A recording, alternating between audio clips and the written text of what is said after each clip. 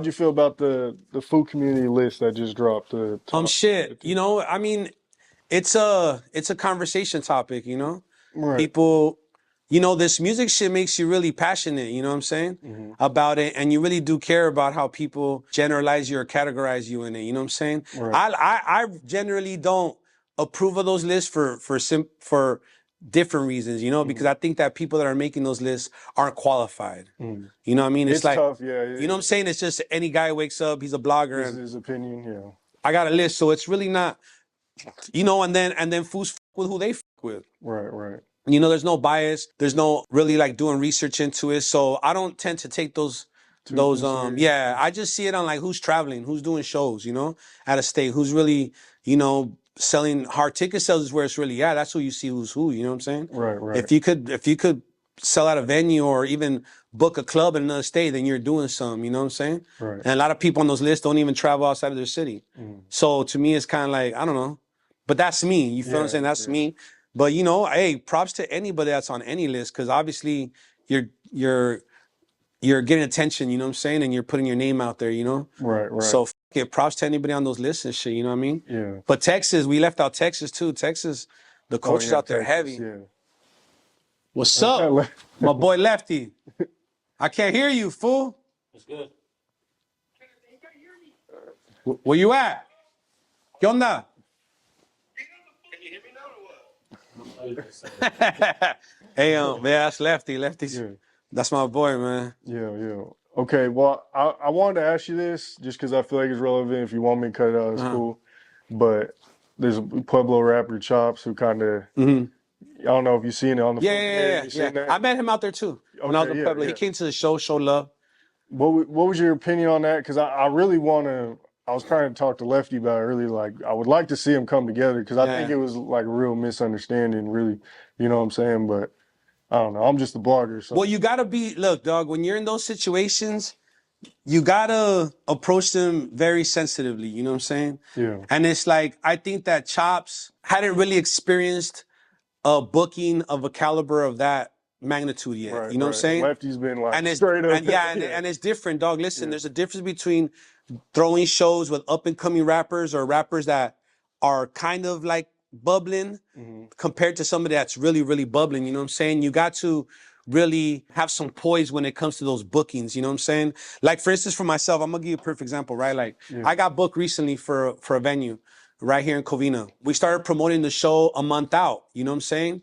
And 2 weeks in, we only sold like 100 tickets, hard ticket sales, you know? Yeah. And the promoters were worrying, like, but they had never done a rap show before because that venue's strictly a comedy club. You feel what I'm saying?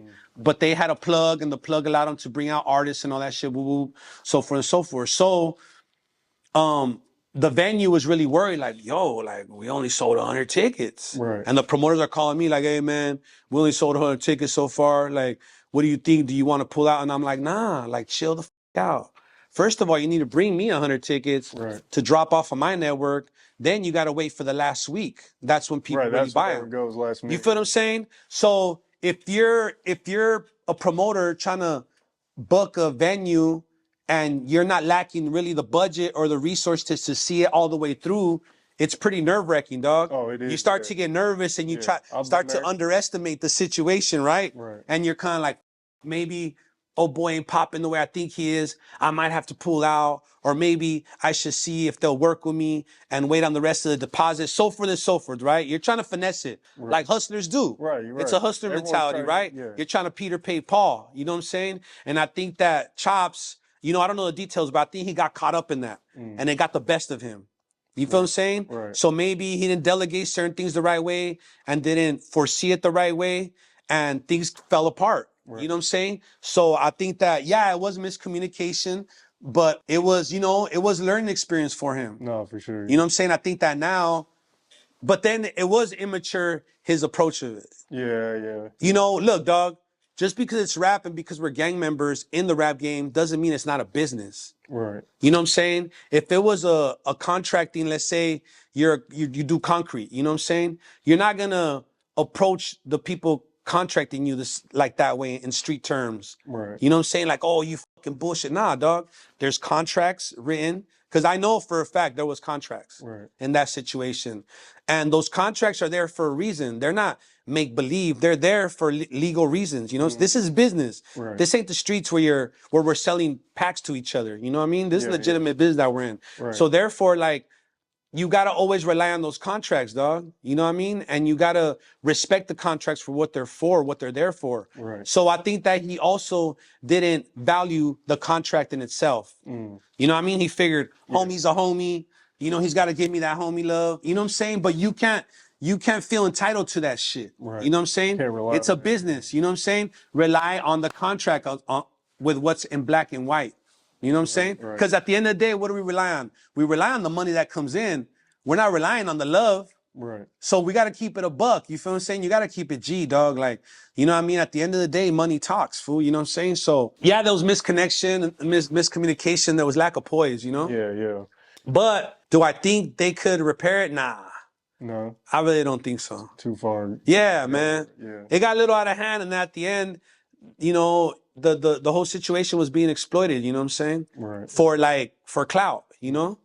Like, I'm doing this, I'm doing that, and I don't know. Why would you want to do business with something like that after? Yeah. It's not worth it, you know? As an artist, you want to protect yourself. You know what I'm saying? You got to protect yourself. Right. Especially when you're blowing up like that, dog. Opportunists come around you all the time. And if you come across an opportunist, you're going to be treated like that. You know what I'm saying? Yeah. Whether he is one or not. You know what I mean? All we can go by is what's being put out there. You feel me? Right. You know what I'm saying? We can only call it what it is. So, I mean, at this point, I think that shit done sailed. You know what I'm saying? Yeah. But it doesn't mean he can't keep doing his thing. Right. I mean, it, you know? Gotta keep pushing, you feel what I'm saying? I think the biggest thing that you said though was the not seeing it through. Because I've been in situations where I'm. We all have. Yeah, where I'm throwing a show and I'm kind of half-assed. Like I don't. Bro, when motherfuckers were f***ing with me, I was throwing my own shows. Right. Putting on my own money.